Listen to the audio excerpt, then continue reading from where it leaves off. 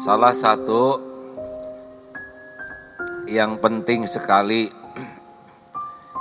dalam hidup ini adalah bijaksana mengisi waktu. Salah satu yang membuat waktu kita terbuang percuma adalah kalau kita tidak terampil mengendalikan pikiran. Pikiran ini bisa memandu rasa. Kalau kita sudah mikir salah, perasaan kita jadi salah. Kalau rasa kita sudah salah, dengar, hati sudah nggak enak, itu wajah bakal nggak enak, kata-kata bakal nggak enak, tulisan bakal tidak enak. Kalau kita tidak nyaman, orang tidak akan nyaman dekat dengan kita. Ini yang bikin masalah tidak beres. Harusnya masalah itu tetap disikapi dengan tenang, dengan jernih, karena Rabbis rohli sodri wayasirli amri wahlul uqdata min lisani yafqahu qauli. Nih lihat rotenya. Ternyata minta tuh bukan lisan dulu, tapi minta Rabbis rohli sodri, lapang dulu hati.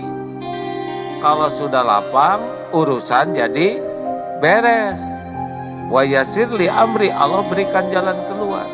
Kalau orang sudah lapang dan bisa menyikapi urusan dengan benar, itu kata-katanya akan bertenaga untuk menggugah dan merubah.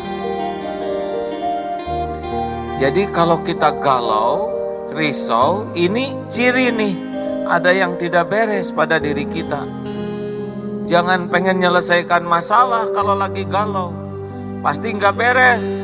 Apalagi ngomong, pasti nggak ke hati. Halo? Jelas tidak? Alhamdulillah hadirin. Saya tidak menyangka secepat ini sudah jelas. Demikianlah hadirin sekalian. Jadi kalau kita lagi galau, risau, pikiran kita adalah harus tenang dulu.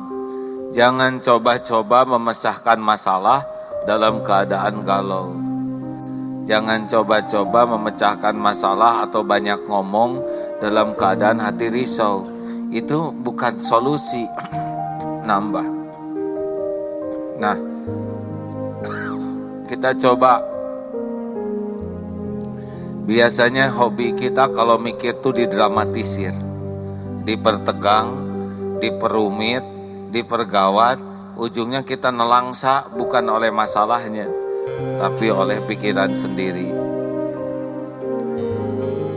Misal, orang yang sakit hati, dimarah oleh tetangga, jangan orang lain. Saya pernah, dulu waktu masih rada muda, sedang mengemudi kendaraan, ada angkot parkir kurang pinggir,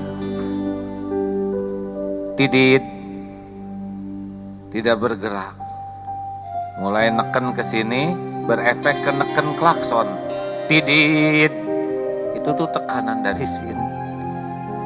Otak mikir, ini nggak tahu diri nih supir, ngalangin jalan, dibelokkan lagi, dit. Ternyata dia tidak bergerak, hanya noleh begini. Dan tetap saja diam di sana, nyel ke sini, seakan menelan bakso bola tenis.